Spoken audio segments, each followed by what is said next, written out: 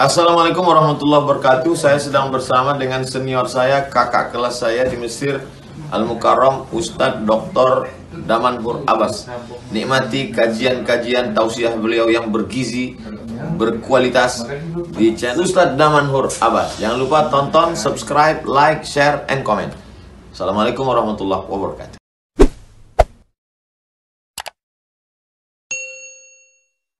Assalamualaikum warahmatullahi wabarakatuh. Alhamdulillah bi ni'matihi tatimmu shalihat wa bi fadlihi tatanazzalu al-barakat. Asyhadu an la ilaha illallah lahu da'watul haqq harisun 'alaiha wa awjaba tabshiri biha. Wal takum minkum ummatun yad'una ila al-khair wa ya'muruna bil ma'ruf wa yanhauna 'anil munkar wa ulaika humul muflihun.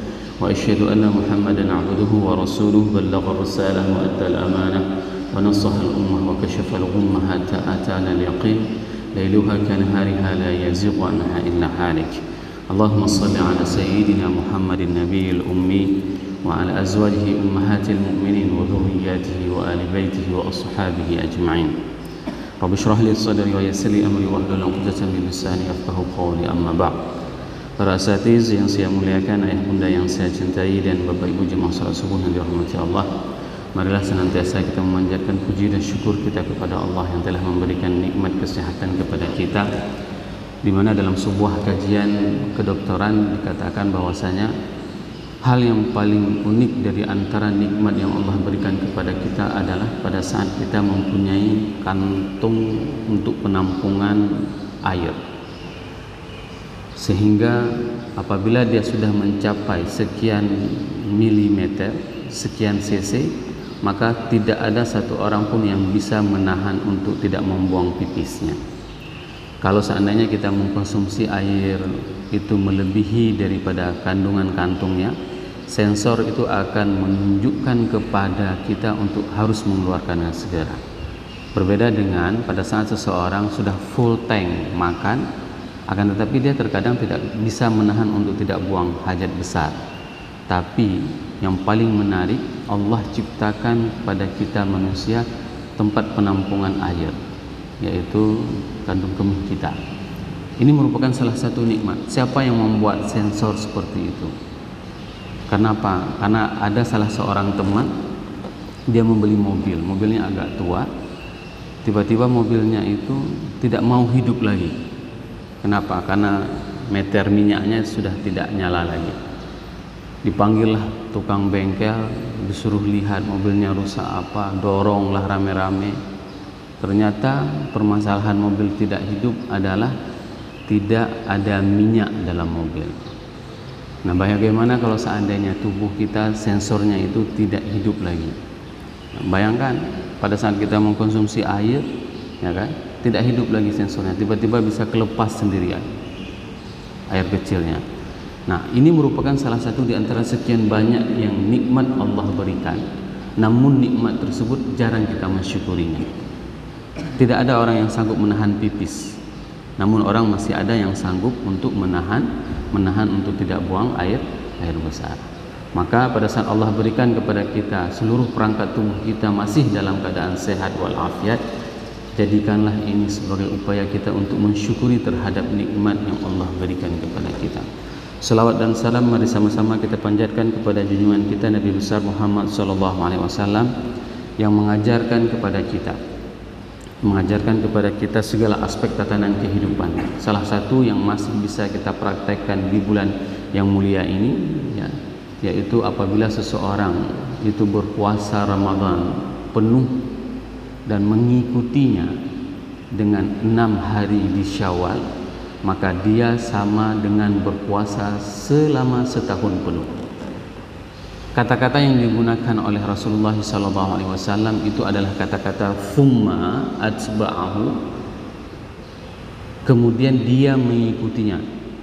Di dalam majelis ilmu ini saya berulang kali mengatakan penggunaan kata-kata thumma dengan fa berbeda sangat jauh.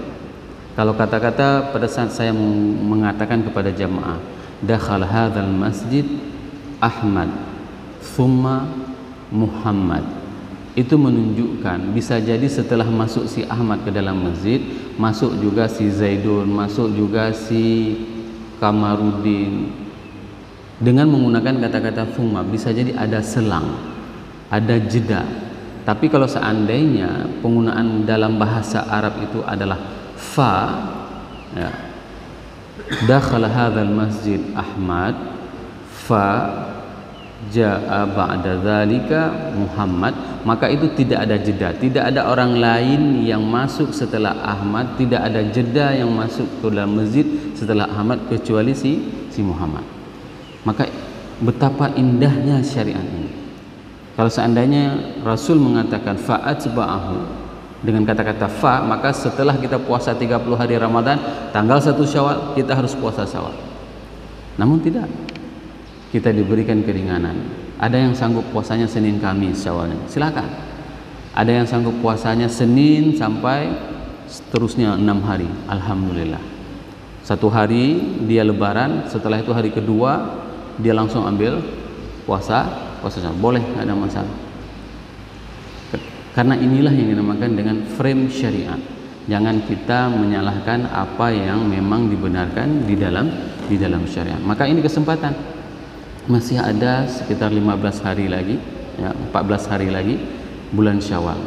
Maka ikutilah apa yang diperintahkan oleh baginda Rasulullah SAW. Dalam ilmu kesehatan juga dijelaskan, tubuh manusia memerlukan berpuasa dalam 1 bulan itu adalah 120 jam. Sehingga apa, orang-orang barat mereka itu puasanya mulai dari misalnya pola puasa orang barat, dietnya dari jam 9 malam sampai dengan jam 12 siang. Mereka tidak makan apapun, hanya minum air saja. Sedangkan kita puasanya bagaimana? Puasa Senin Kamis, dalam 1 bulan ada 8 hari. Setelah itu kita ikuti dengan Ayyamul Bid, yaitu pada saat cuaca cerah di langit, yaitu 3 hari, 13, 14, 15, ya. Ini merupakan, kalau kita akumulasi dengan jumlah jam, ternyata 8 tambah 3 yaitu 11 hari, setara dengan 121 jam. Sekarang mau pilih kesehatan, saintis, atau mau pilih Rasulullah SAW. Ini indahnya hidup dengan syariat. Maka berselawatlah banyak-banyak kepada baginda Rasulullah SAW agar apa? Agar timbul rasa cinta. Pada saat kita mengetahui apa yang diperintahkan oleh baginda Rasulullah, tidak terasa berat. Kenapa? Karena kita cinta kepada beliau. Sama seperti hari ini. Kenapa kita masih tega meluangkan waktu kita duduk di sini tanpa keluar dari majelis ilmu ini? Karena Rasul yang mengatakan bahwasanya barang siapa yang berada di dalam majelis ilmu, maka dia sedang berada di dalam raudhatun min riyadil jannah, taman surga. Rasakan sensasi surga pada saat kita berada di dunia, yaitu di dalam majelis ilmu ini. Siapa yang bilang itu? Rasul. Kenapa kita mau duduk? Karena kita cinta sama Rasulullah SAW. Semoga jemaah yang berhadir pada subuh yang berbahagia ini merupakan di antara umat Nabi Muhammad SAW yang akan diberikan syafaat oleh baginda Rasulullah SAW dan akan disuguhkan air dari telaga Kautsar dari tangan mulia tersebut. Allahumma amin. Bapak Ibu jemaah salat subuh yang dirahmati Allah, kita akan melanjutkan muqaddimah dari kitab Kabair. Kita sudah tidak membahas wa'dul haq lagi. Kita sudah membahas tentang kitab Kabair, kitab dosa-dosa besar, Imam Az-Zahabi. Di sini Rasulullah SAW menjelaskan kepada kita bahwasanya ada sebuah hadis yang menunjukkan bagaimana kasih sayang Allah kepada kita. Rasul bersabda, wa qala Nabi alaihi salatu wassalam, as-salawatul khamsa wal jum'ah ila al-jum'ah kafaratun liman bainihim ma lam taghsha al-kaba'ir. Bahwasanya antara salat 5 waktu, zuhur ke asar, asar ke maghrib, maghrib ke isya, isya ke subuh, subuh ke zuhur, itu adalah penghapus segala dosa. Ya, penghapus segala dosa. Jumat ke Jumat itu juga penghapus segala dosa. Coba bayangkan bagaimana kasih sayangnya Allah kepada kita hambanya. Kalau misalnya kita melakukan salat subuh hari ini dan sebelum katakanlah kita melakukan salat zuhur dan kita meninggal pada saat setelah melakukan salat zuhur, maka kita tidak ada dosa, kecuali orang tersebut melakukan dosa besar. Ya. Maka semua dosa-dosa kecil yang pernah kita lakukan pada saat antara jeda dari salat subuh sampai ke zuhur, semua dosa kecil tersebut dihapuskan oleh Allah, dimaafkan oleh Allah. Begitu juga antara Jumat dengan Jumat. Siapapun yang melakukan Jumat dengan Jumat, maka semua dosa kecil selama satu pekan itu dihapuskan oleh Allah. Bagaimana kasih sayang Allah kepada hambanya? Ini merupakan salah satu hal yang memang harus kita kejar. Maka saya merasa sedih pada saat ada orang yang menuduh orang lain, padahal orang tersebut adalah orang yang melakukan salat ke masjid secara 5 waktu. Tidak bagus meninggalnya tidak baik. Padahal orang tersebut adalah orang yang melakukan salat 5 waktu. Maka kita harus meyakini orang tersebut adalah orang yang diampuni dosanya oleh Allah. Jangan kita klaim orang tersebut adalah orang yang bukan ahli surga. Ini yang paling parah pada saat kita merasa sebagai panitia masuk surga orang. Nah, kita seakan-akan yang akan memasukkan orang ke dalam surga ataupun neraka. Padahal sudah sangat jelas hadis yang diriwayatkan oleh yang terdapat di dalam kitab Sahih Muslim. Itu menjelaskan barang siapa yang melakukan salat 5 waktu dan melakukan salat Jumat ke Jumat, maka dia dihapuskan semua dosanya. Maka yakinilah, jika ada orang-orang yang kita cintai itu meninggal dan mereka tidak meninggalkan salat 5 waktu, mereka itu adalah ahli syurga. Ini yang harus kita tanamkan dan ini yang harus kita lakukan. Pada saat kita diberi kesempatan untuk mempunyai kesempatan untuk melakukan salat 5 waktu berjamaah, maka jangan pernah tinggalkan. Jangan pernah tinggalkan, karena ini adalah panggilan dari Allah. Bayangkan kalau seandainya Bapak Ibu ketemu sama saya, memanggil saya di depan, Ustaz, tapi saya hanya melihat saja, tidak menyaut panggilannya. Kira-kira kesal nggak sama saya? Langsung keluar, sumpah serapah, baru jadi ustaz, dipanggil aja nggak mau lihat, nggak mau dengar, nggak mau saut, ya kan? Ini Allah panggil kita. Allah panggil kita berapa? 1 hari 5 waktu, dan itu kedengaran. Selama panggilan tersebut masih kedengar. Berbeda dengan kehidupan kita pada saat ada saudara-saudara kita yang hidup di luar negeri, di Eropa, di Amerika. Mereka nggak boleh ada suara panggilan azan. Coba bayangkan, kita mendengarkan panggilan Allah hari ini dalam 1 hari 5 waktu. Masa kita tidak mau menyauti panggilan tersebut? Ini yang harus kita rubah dalam pola hidup kita. Para ulama itu berbeda pendapat. Ini secara hukum kajian fikihnya, para ulama berbeda pendapat tentang berapa jumlah dosa besar. Ada yang sebagian mengatakan bahwasanya hiya sab'un wahtajju biqauli alaihi salatu wasallam, bahwasanya dosa besar itu ada 7, cuma ada 7. Ini pendapat yang pertama, yaitu hadis yang diriwayatkan, yang dikeluarkan oleh Ibnu Jarir dalam tafsirnya, ijtanibu sab'ul muwabiqat, jauhilah kalian dari 7 dosa-dosa besar. Akan tetapi, ya, apa saja dosa besar tersebut? Fadzakara asyirku, as-sihru, qatlun nafs, wa aklu mal al-yatim, wa aklu riba, wa tawalla yawm az-zahaf, wa qadhafa al-muhsanat.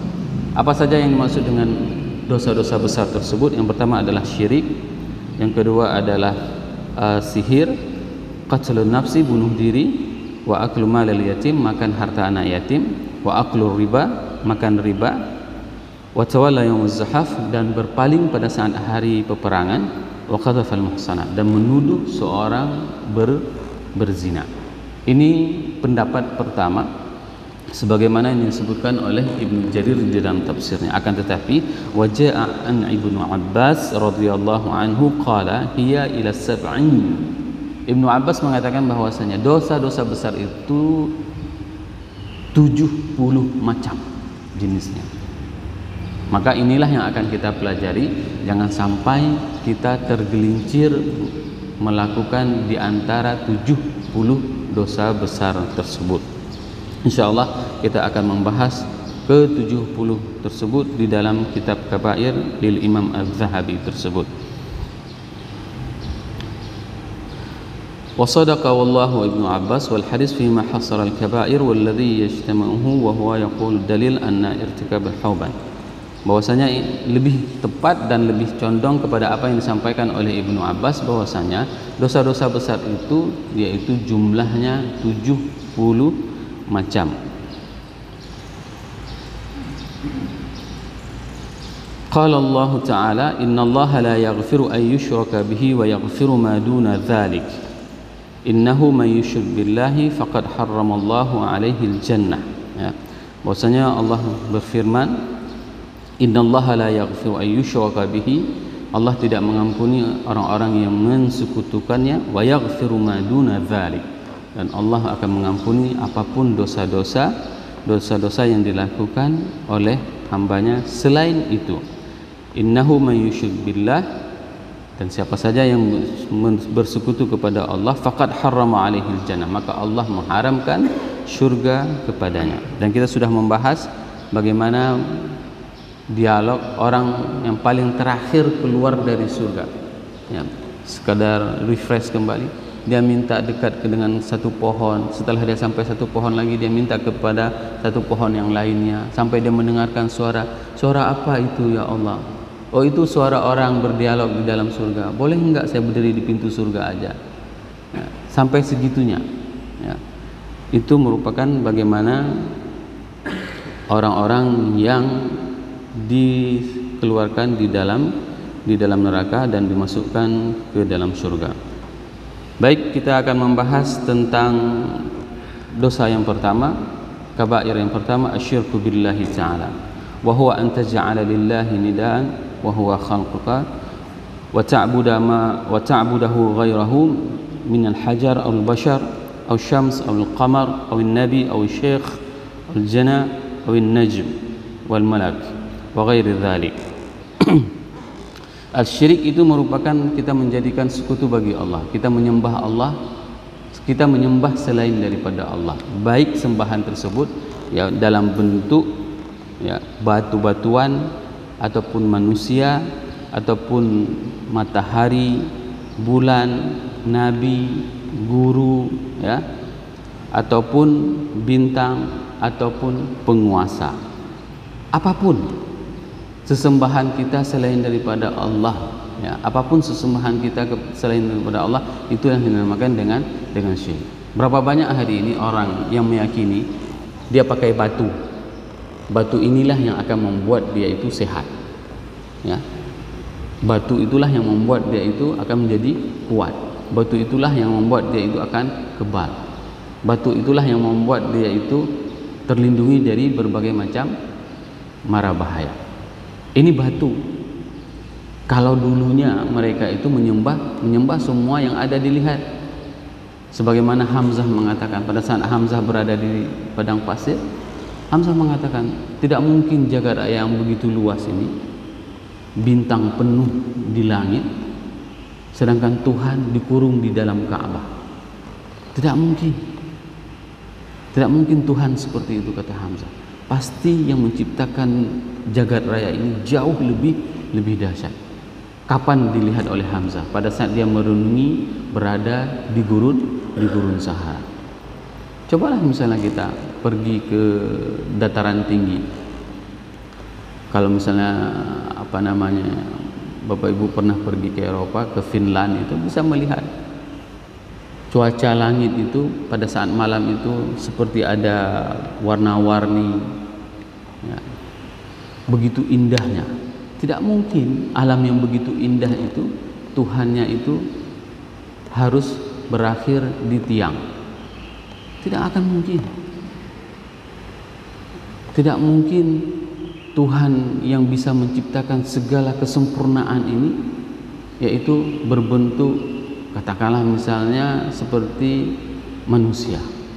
Dan hari ini itu terjadi.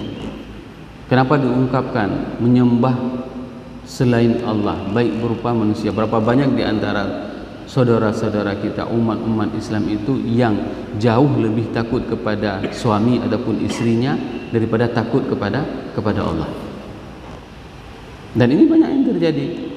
Sehingga apa? Pada saat dia takut kepada istrinya, dia berani untuk melakukan korupsi, berani untuk mencuri. Seakan-akan istrinya itu adalah Tuhan bagi dia. Dan ini yang paling bahaya. Paling bahaya dalam tatanan kehidupan kita pada saat kita menjadikan manusia itu adalah sebagai Tuhan. Bapak Ibu jemaah yang dirahmati Allah, selanjutnya Imam Az-Zahabi menjelaskan, qala Allah Ta'ala innallaha la yaghfiru an yushraka bihi wa yaghfiru ma duna dzalika liman yasha. Allah tidak mengampuni orang-orang yang syirik kepadanya, wa yaghfiru ma duna dzalika liman yasha. Wa qala Ta'ala innahu man yusyrik billahi faqad harramallahu alaihi al-jannah wa ma'wahu an-nar. Siapa saja yang syirik kepada Allah maka tempat kembalinya, dan itu sudah pernah kita jelaskan, ma'wa itu adalah tempat kembali, yaitu adalah nar jahannam.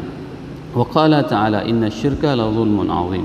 Bahwasanya syirik itu merupakan kriminalitas yang paling besar.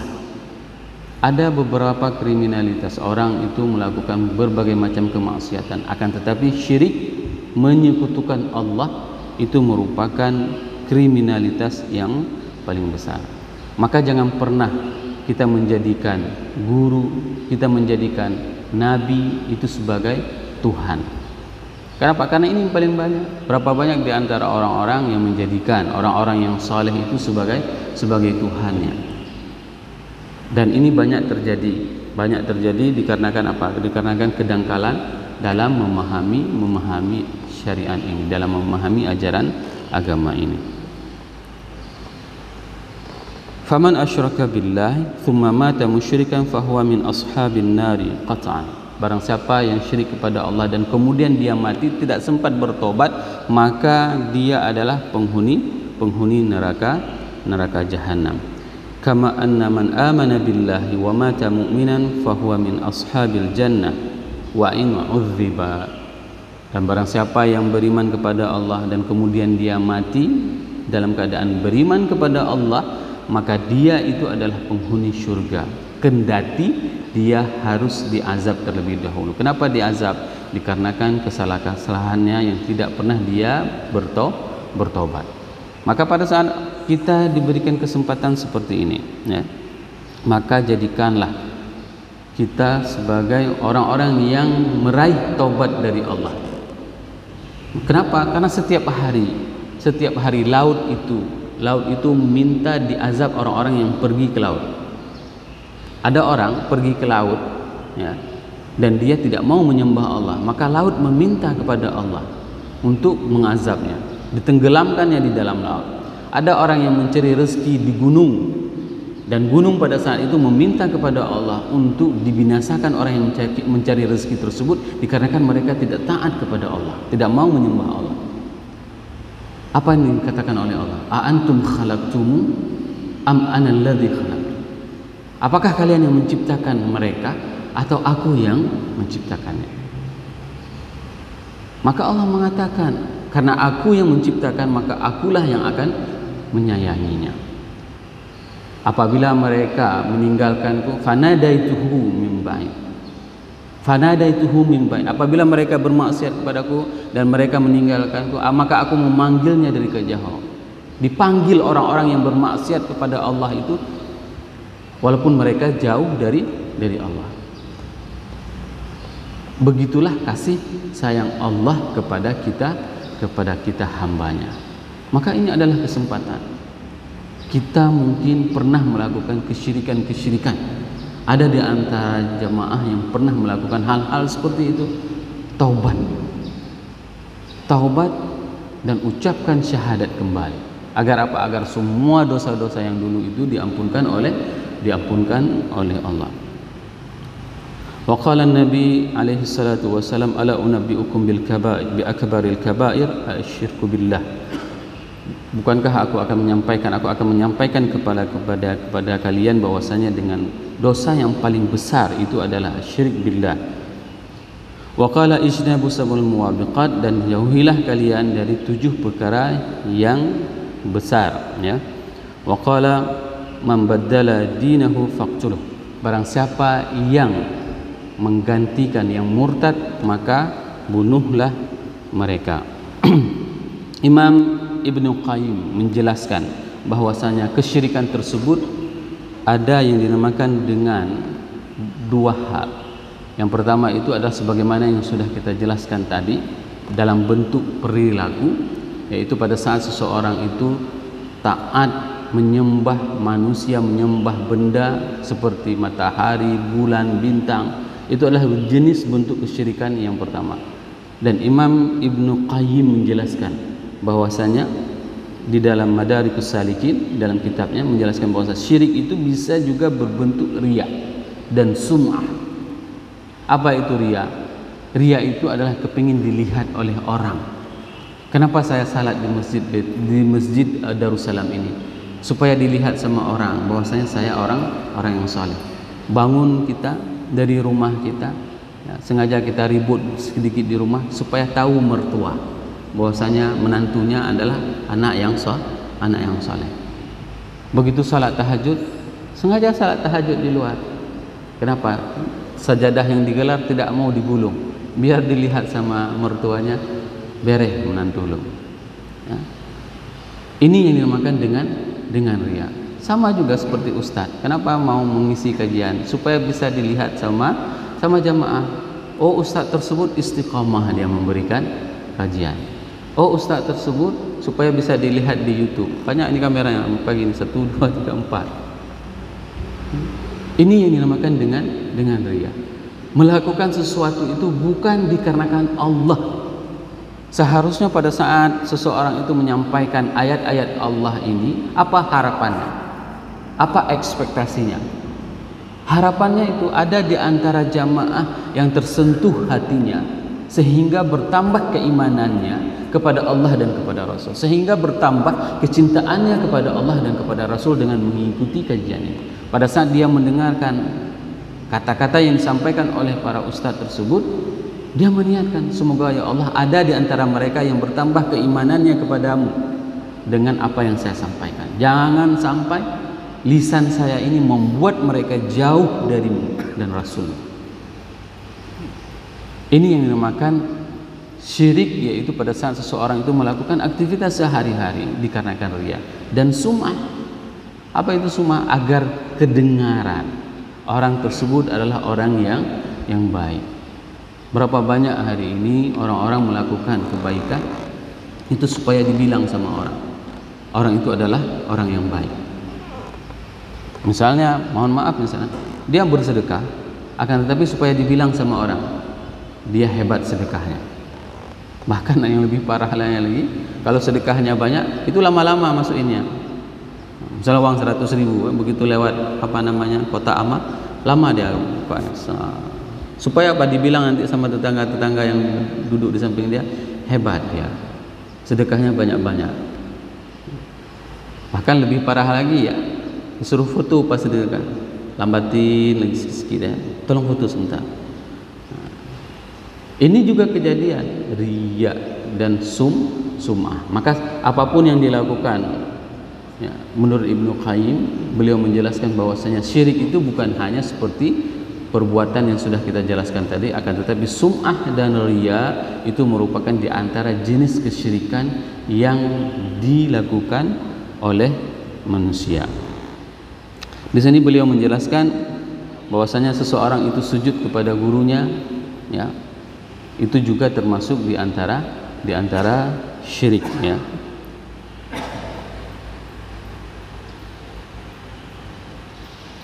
Dan banyak di antara apa yang disampaikan oleh Ibnu Qayyim tersebut, ya, berlebihan seseorang itu melakukan hal-hal yang memang tidak dilakukan sebagaimana yang dicontohkan oleh Rasulullah SAW. Berbeda dengan mengambil keberkatan dari guru, ya, sebagaimana yang pernah saya jelaskan di dalam majelis ilmu ini. Pada saat dari mana sejarah pertama sekali cium tangan, ya, cium tangan kepada guru itu dari mana pertama sekali? Pertama itu ceritanya pada saat salah seorang tabi'in menanyakan kepada Anas bin Malik, bagaimana Anas tangan Rasulullah SAW. Maka pada saat itu Anas menjelaskan tangannya berisi, ya. Tangan berisi itu tidak tulang, ada dagingnya. Setelah itu tangannya itu sangat lembut. Dan setelah itu aku mencium tangan Rasulullah SAW. Maka pada saat aku cium tangan Rasul, aku merasakan bau aroma yang sangat harum, melebihi daripada minyak wangi, melebihi daripada out. Ya, pada saat itu tabi'in tersebut mencium tangan Anas supaya apa? Karena tangan tersebutlah yang pernah mencium tangan Rasul. Ya. Ini merupakan sejarah pertama sekali cium tangan. Ya. Namun ada juga orang pada saat dia kepingin dicium tangan dengan bangga, ini yang paling bahaya. Datang misalnya jamaah pada saya kasih terus tangan, balik misalnya. Ini bahaya karena ada rasa bangga. Dan saya menjumpai hampir semua guru-guru saya pada saat kita cium tangan, dicium tangan kita. Begitulah tawadhunya. Ya. Kalau kita memang enggak, karena masih ada sedikit rasa bangga, rasanya perlu balik-balik. Ya. Ini yang paling bahaya, ada rasa ria pada saat kita dicium tangan. Seharusnya pada saat dicium tangan itu kita flashbacknya, kita merenungi kembali bagaimana ikraman, bagaimana kita memuliakan seorang guru tersebut. Ini merupakan di antara pembahasan kita tentang syirik. Insyaallah kita akan membahas dosa kedua, yaitu dosa tentang bunuh diri pada pertemuan yang akan datang. Semoga apa yang saya sampaikan ini bermanfaat kepada diri saya dan kepada jemaah semuanya, sehingga kita bisa lebih cinta kepada Allah dan kepada Rasulullah SAW. Subhanakallahumma wa bihamdik, asyhadu an la ilaha illa anta, astaghfiruka wa atubu ilaik. Wassalamualaikum warahmatullahi wabarakatuh.